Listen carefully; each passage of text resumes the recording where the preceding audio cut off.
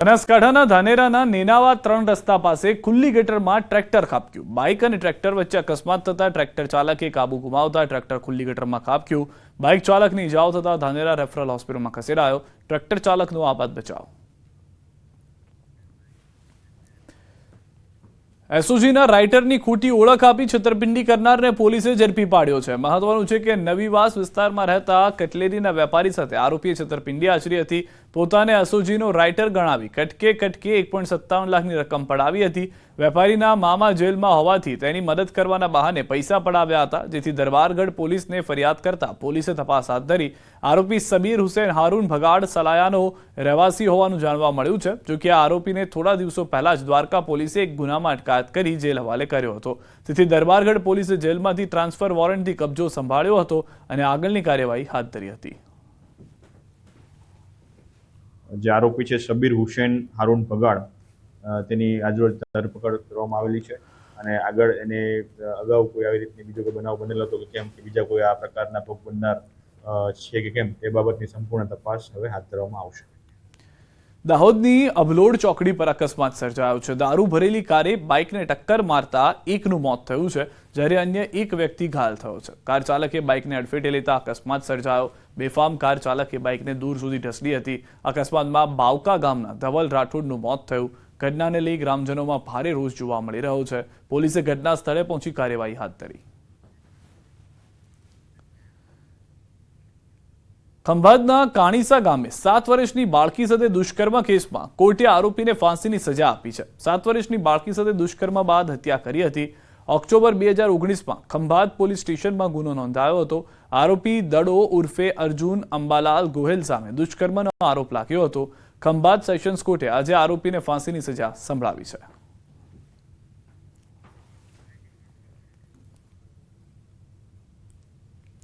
ભરૂચ જિલ્લાના જંબુસર નજીક ઢાઢર નદી પર આવેલો 40 વર્ષ જૂનો બ્રિજ હાલ ભારે જર્જરિત હાલતમાં છે। છેલ્લા અનેક વર્ષોથી સમારકામ વગર ઉપયોગમાં રહેલો આ બ્રિજ હવે જનજીવન માટે જોખમરૂપ બની ગયો છે। છતાં રોજબરોજના વાહન ચાલકો અને ગ્રામજનો જીવના જોખમે પસાર થવા મજબૂર છે।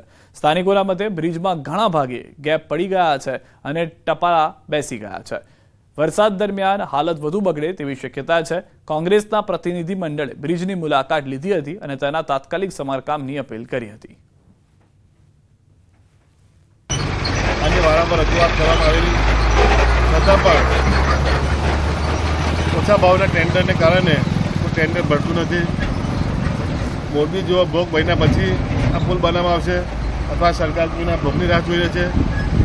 વારંવાર આ રસ્તામાં જતા વાહનો એટલી બધી મુશ્કેલીઓ પડે છે કે આ રસ્તો ધોરીમાર્ગનો જોડતો રસ્તો છે।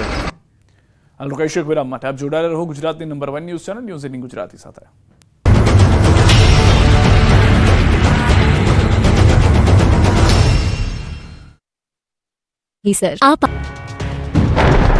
મે મહિનો આવશે, મુશ્કેલીઓ લાવશે, આંધી વંટોળનો પ્રકોપ રહેશે। 8 મેથી કડાકા ભડાકા સાથે માવઠું ત્રાટકશે। અમદાવાદનું પણ પલટાશે વાતાવરણ। એપ્રિલ મહિનો પૂરો થવા આવ્યો છે। મે મહિનો તો શરૂ થશે, પણ મે મહિનો ખેડૂતો માટે મુશ્કેલી લઈને આવી શકે છે। મે મહિનાની શરૂઆત જ આંધી વંટોળના પ્રકોપથી થશે। ખેડૂતો માટે ઘાતક અને ખતરનાક આગાહી હવામાન નિષ્ણાત અંબાલાલ પટેલે કરી છે। અંબાલાલના કહેવા પ્રમાણે ફરી વાતાવરણમાં પલટો આવશે। ઉત્તરીય પ્રદેશોમાં આંધી વંટોળનો પ્રકોપ રહેશે। 8 મે ગુજરાતના વાતાવરણમાં પલટો આવશે। ગાજવીજ, તેજ પવન અને વરસાદ પડી શકે છે। ઉત્તર ગુજરાતના ભાગોમાં કડાકા ભડાકા સાથે વરસાદ થશે। 8 મે બાદ અમદાવાદના વાતાવરણમાં પણ પલટો આવશે। ઉત્તર અને પશ્ચિમ સૌરાષ્ટ્રમાં પણ હવામાન બદલાશે। તો અખાત્રીજથી પ્રી મોન્સૂન એક્ટિવિટી શરૂ થશે। ઘણા ભાગોમાં કડાકા ભડાકા, તેજ પવન સાથે વરસાદ થશે। 25 મે થી 4 જૂન વચ્ચે અરબ સાગરમાં સાયક્લોનિક સર્ક્યુલેશન બનશે। 25 મે થી 4 જૂન વચ્ચે અરબ સાગરમાં ચક્રવાત પણ બની શકે છે। 10 મે બાદ અરબ સાગરમાં ફરી હલચલ રહેશે। જ્યારે ગુજરાતમાં પણ તારીખ 8 મે આસપાસ કેટલાક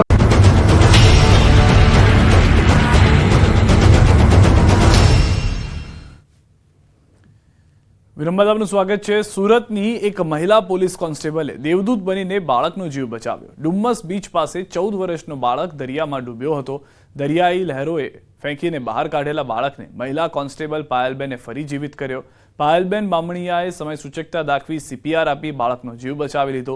CPR આપ્યા બાદ તાત્કાલિક PCR વાનમાં બેસાડી હોસ્પિટલ ન પહોંચે ત્યાં સુધી બેભાન બાળક સાથે વાત કરતા રહ્યા. બાળકને સમયસર સિવિલ હોસ્પિટલ ખસેડવામાં આવ્યો હતો અને બાળક ફરી સ્વસ્થ થતા માતા પિતા ચોધાર આંસુએ રડી પડ્યા હતા. પિતા હાથ જોડીને કહ્યું કે તમારા કારણે મારો દીકરો જીવતો છે. ભઈલું બેટા આંખો ખોલ. આવી ગઈ ગાડી, બચ્ચા આવી ગઈ, આપણે ગાડી ચાલ આવી ગઈ. હા ભઈલું બેટા આંખો ખોલ. આવી ગઈ ગાડી, બચ્ચા આવી ગઈ, આપણે ગાડી ચાલ આવી ગઈ. હા સુરતના નાગરિકોની સુવિધામાં વધારો થશે. વરાછાના અધૂરા રિંગ રોડનું કામ ઝડપી પૂર્ણ થશે. રાજ્ય શિક્ષણ મંત્રી પ્રફુલભાઈ પાનસેરિયાએ સ્થળ મુલાકાત કરી આઉટર રિંગ રોડ સહિત અન્ય કામોના કામગીરીની સમીક્ષા કરી હતી. કામો ત્વરિત પૂર્ણ થાય તે માટે મંત્રીએ માર્ગદર્શન આપ્યું. મહત્વનું છે કે બ્યુટિફિકેશન વાળો આ રિંગ રોડ ₹85.14 કરોડના ખર્ચે તૈયાર થશે. આ રોડ ગઢપુર રોડથી કામરેજ રોડ ઉપર થઈને વાલક અબ્રામા તાપી નદી બ્રિજને જોડશે, જેના કારણે વાહન વ્યવહારમાં સુગમ બનશે. રાજ્ય સરકારમાં જે ટેન્ડરિંગ પાસ કરવાનું હતું, જે એબો આવ્યું હતું જે એજન્સી દ્વારા, એ પણ ટેકનિકલના એક્સપર્ટ દ્વારા એમને મંજૂરી આપી દીધી છે અને હવે ઝડપમાં ઝડપ આ કામગીરી પૂર્ણ થાય અને સુરત શહેરનું એક સારામાં સારો આઉટ રિંગ રોડનું કામગીરી પૂર્ણ થશે. 90% કામગીરી પૂર્ણ થઈ છે. આ કામ પૂર્ણ થતાં સુરત શહેરનો અદ્યતન અને સવલત સાથેનો બ્યુટિફિકેશન વાળો આ રોડ પૂર્ણ થશે. ભારતીય ક્રિકેટ ટીમના દિગ્ગજ ખેલાડી હાર્દિક પંડ્યા અને કૃણાલ પંડ્યાના માતાએ અનોખી સેવા કરી. નલિનીબેન પંડ્યા દ્વારા પાંજરાપોળમાં ગૌમાતાને કેરીનો રસ પીરસવામાં આવ્યો. 700 જેટલી ગૌમાતા તથા નંદીજીને ક્યારીમાં 2100 કિલો કેરીનો રસ અને 5000 રોટલીનું જમણ પીરસ્યું. પંડ્યા પરિવારના સભ્યોએ ઓનલાઈન સેવા કાર્ય નિહાળીને રાજીપો વ્યક્ત કર્યો.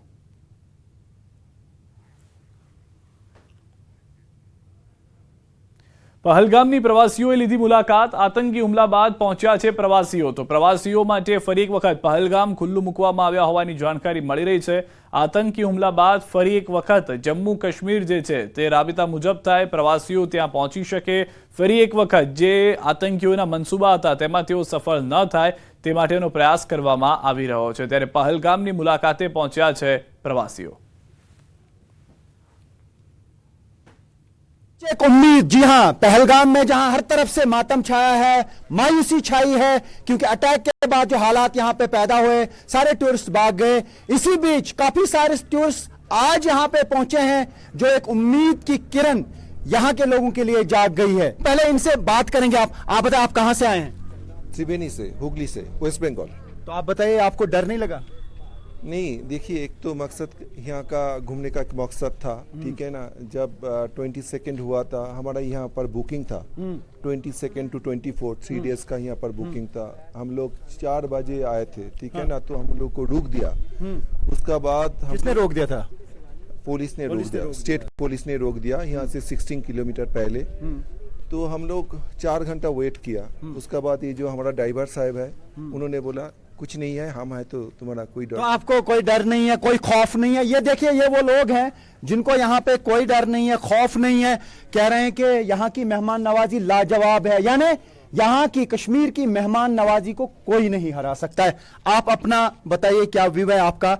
यहाँ पे तो सब लोग भाग गए, आप यहाँ पे आए, डर नहीं लगा? जी नहीं, बिल्कुल डर नहीं लगा. हम लोग पुलिस कंट्रोल रूम से जब हम लोग को खबर मिली कि यहाँ पर रास्ता खोल दिया गया, हम लोग आए हैं.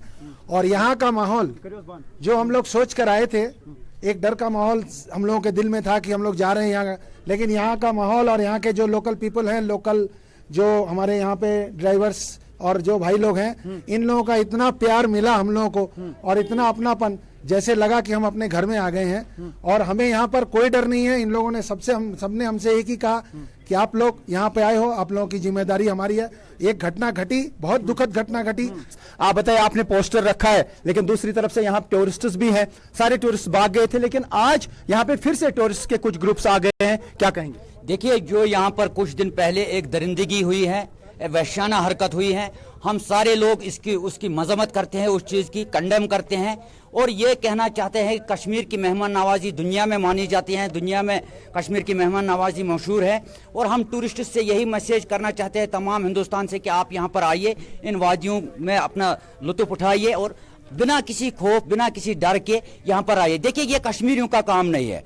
कोई भी कौम अपनी पेट पे लात नहीं मार सकता, तो हम अपनी इकोनॉमी पे, अपने रोजगार पर थोड़ी लात मार सकते हैं। ये सोचने वाली बात है। जिन लोगों ने किया है, ये एक साजिश के तहत किया गया है ताकि कश्मीर की जो अर्थव्यवस्था है, जो मईशत है, उसको चौपट किया जाए। लेकिन हम इन हरकतों को कामयाब नहीं होने देंगे, इन मंसूबों को, मकरवा मंसूबों को हम किसी भी हालत में कामयाब नहीं होने देंगे। हम बाहर के अपने मेहमानों के साथ कंधे से कंधा मिलाकर खड़े हैं, अपना जान देने के लिए तैयार हैं, लेकिन हम इस चीज को कभी भी बर्दाश्त नहीं करेंगे। कल तक तो पूरा सन्नाटा छाया था, लेकिन आज कुछ टूरिस्ट के ग्रुप्स आए हैं। क्या उम्मीद बढ़ गई है कि सब कुछ चौपट नहीं होगा और ना आप होने देंगे? नहीं, इंशाल्लाह रहमान कुछ दिनों की ही बात है, सब कुछ ठीक होगा। जैसे कि आज बहुत सारे ग्रुप्स यहाँ पे बाहर से आए हैं, टूरिस्ट पहलगाम फिर से आए हैं। तो यहाँ पे सारे लोग निकले हैं। आज फ्राइडे है और फ्राइडे के बाद इन्होंने एक मैसेज दी है, स्टॉप इनोसेंट किलिंग्स, यानी कि जो ये यहाँ पे एक अटैक किया गया टूरिस्ट्स पे, इसके खिलाफ यहाँ पे प्रोटेस्ट हुए, लगातार इसकी निंदा की जा रही है। लेकिन निंदा के बीचों बीच एक पॉजिटिव साइन देखने को मिला आज 4 दिन के बाद कि टूरिस्ट्स के कुछ ग्रुप्स यहाँ पे आ गए और ये एंजॉय करना चाहते हैं, इस ब्यूटी को देखना चाहते हैं। और इन्हें सबसे ज्यादा सिक्योरिटी जो लगती है वो यहाँ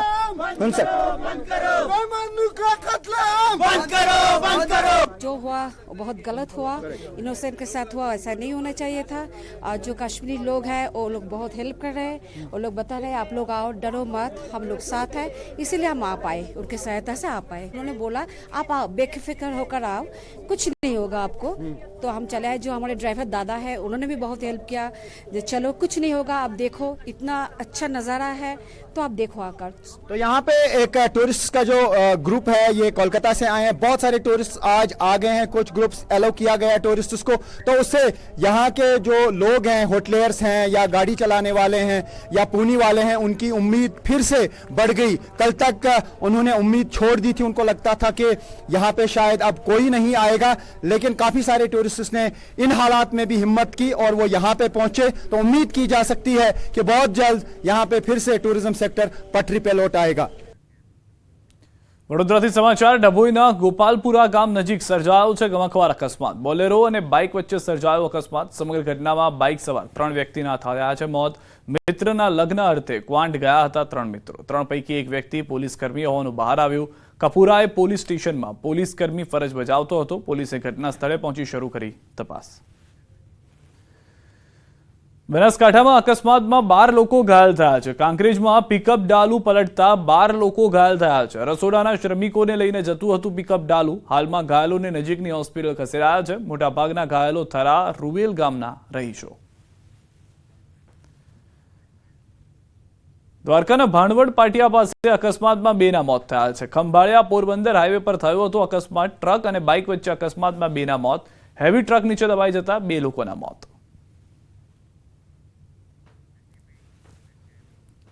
અમદાવાદથી સમાચાર। સાઉથ બોપલ અકસ્માત કેસમાં ધરપકડ। કાર ચાલક હાર્દિક સિંહ વાઘેલાની ધરપકડ કરાઈ છે। કાર ચાલક આરોપીએ 2 લોકોને મારી હતી ટક્કર। મોબાઈલમાં વ્યસ્ત હોવાથી અકસ્માતની કબૂલાત કરી। સાઉથ બોપલમાં અકસ્માતનો બનાવ બન્યો હતો।